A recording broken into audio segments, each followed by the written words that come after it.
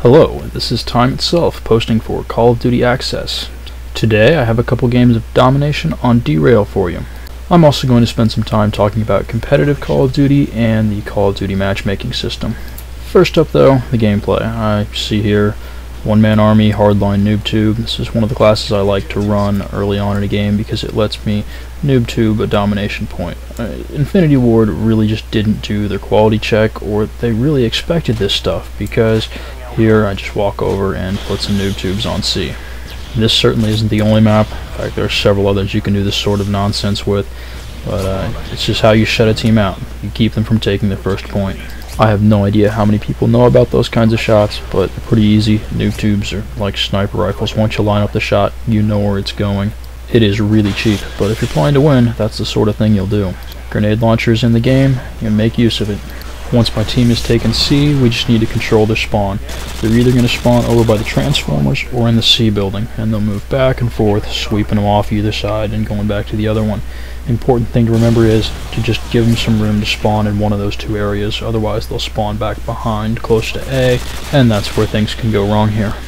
My job though is to sit a little bit further back, closer to B, and watch for holes in the defense and try to pick up anybody who makes it through. I need to stay far enough back that I don't engage targets I don't have to, but I also need to stay far enough forward that I don't pull our spawn back. Since I'm not going to be dying a lot, I'm going to C4 either C or A, maybe even B, just in case someone else can't get to one of the points in time. With that said, it should be pretty obvious that my gameplay is not the most exciting of the teams, so I'm going to fast forward through quite a bit of this gameplay. One of the issues, however, is that people keep leaving. I really don't like posting games where we don't at least play a full team almost the entire game, but it's also pretty bad when there's a high turnover rate in any given game. I really feel bad for people who join a game in progress to this and just don't have any chance. They're already in the spawn trap, they're shut out, down 70 points, nothing they can do. And just when they thought it was safe to get on a point, they find my C4 sitting around. Here's some guys trying to get around the outside of the map without cold-blooded. There's two of us, one from either side, no problem taking them out. Anyway, I'm going to talk about matchmaking for a little bit now. The Call of Duty matchmaking system is set up to make lopsided games as often as possible. If you've got a group of friends, what's the first thing the matchmaking system does when you start looking for a game? It joins you into a party with one player. Almost every time. Right there, the other team's at a disadvantage, especially if you've got 6 players.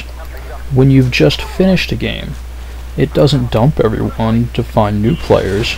It keeps the same couple people who feel like sticking around and don't know better, and tries to add to that. Again, you're going to end up with a full team against scrubs. And the part most people find most aggravating is that it will keep trying to join people in a session in progress in games like this that should be over by this point. Mercy rule, for crying out loud. And finally, the icing on the cake really is the joke of a balancing teams, quote-unquote, that the game will try to do. I think we all understand how poor representation that score actually is of how useful a player is to a team and how little it can do when you've actually got a team in the lobby. So I admit it. I take advantage of this to get as many lopsided games as possible and just destroy people. Aside from a warped sense of enjoyment and expectations of my gameplay, what else does this do to the game? And the first is that I almost always spawn on the same side of the map. And that cuts down a lot of the variety right there. And the second is that I don't really have to think much beyond the initial rush in any given game and what counter tactics could be used against me. It absolutely makes my day to see a couple riot shields show up on the rundown at B or high rise at the beginning of the game, because then you know you're actually playing against a halfway competent team if they're willing to try stuff like that.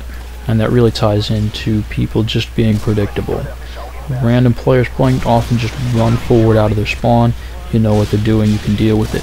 Say, compared to an organized push that a team might try to do, you can really change the dynamic of a game. So what about competitive Call of Duty?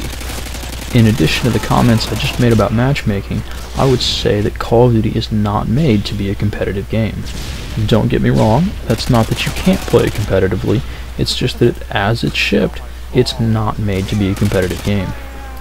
The first, largest, and most obvious example is the level system. When it takes tens of hours to get what you need to have the equipment, quote-unquote in-game equipment, to play competitively, that's an issue. Far and away the most obvious one in Modern Warfare 2 is Ninja Pro.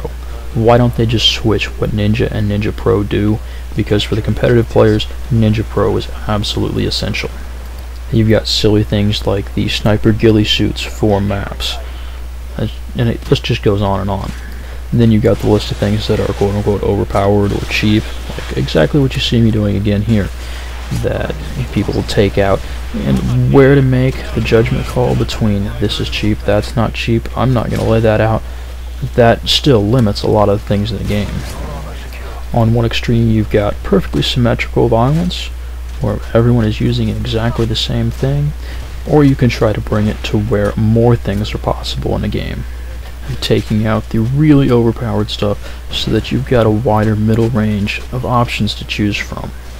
I would certainly fault the game developers if you don't have that wider range of options to choose from, but if you're going to play competitively, I would say that you need to focus on making that possible and not limiting it to where everyone uses the same thing. It's just as bad, because all you've managed to do is make something else overpowered in the range of options that players have for the game. You probably think I'm kind of trying to rail against game battles here. I don't have a problem with them. More power to them for making it fun for some people. My real issue is that I don't want to have to try to get a game. I just want matchmaking to do the work for me. Being able to just pick up a game and play with my friends is far more important to me than playing competitively in any way. And if being competitive gets in the way of playing with my friends, the friends come first. And besides, who can't enjoy a little pub stomping now and then at least? But we know that these things aren't going to change in Modern Warfare 2. The real question is, what is Treyarch going to do in Call of Duty Black Ops? What do they need to do to make this better? I won't say that they need to make a system exactly like Bungie has in Halo, but that is the direction they need to head, and they can use that as a model and take a lot of tips from them. We've already seen that Treyarch can do some good work as far as multiplayer stats with what they did in World at War. That was generally pretty well done. They need to focus less on leveling up. It seems like Treyarch and Infinity Ward went through a bit where they kept trying to outdo each other in terms of how long it took to complete a prestige. That is not a measure of skill in any useful way, especially after the game has been out for several months. I do think people tend to focus on skill ratings too much, but it seems necessary if you actually want to get a good, close multiplayer game. I had such high hopes for Modern Warfare 2, and their announcement that they were going to not use dedicated servers made me expect that they would actually put more effort into it. Clearly they didn't. Yes, I probably would miss the days of double-digit win-loss ratios and triple-digit win streaks, but I think it'd be for the better. Because not only is there a learning curve to Call of Duty, it's pretty steep actually, but there's another wall in just getting up to a median skill level where you can compete, let alone have a reasonable game against a team like this that'll just run a train on you if you let them. Call of Duty does a very good job of rewarding team play, and it should be played as a team game. I really have to be impressed by that fact. It's hard for a lone player to go out and really change the shape of a game. It takes a team to do that. I think that's the best advice I can give, both in terms of enjoying the game and doing well. Find a group of players you like playing with and keep playing with them. It's probably also the only good way that you'll be able to judge improvement in your gameplay. Playing with random people to be such variation that you won't be able to tell if it's your style of play, if it's your actual skill level per se at that moment, or what's causing your score to either be better or worse than normal. I'm at the point now where I can't play without this team almost. I'm used to their aggressive style of play and trying to fit in with that. Anyway, we're coming to the end of this second game here. Total of 400-0 in these two games. Pretty ridiculous. But it's really a result of how Call of Duty multiplayer is set up, both in the game and the matchmaking. It was really over as soon as it started. Get off my point. You'll find a link to my channel in the description, and thanks for watching. Please post your comments about what you think Treyarch should do for Black Ops. And be sure to check out some more of the Call of Duty Access videos.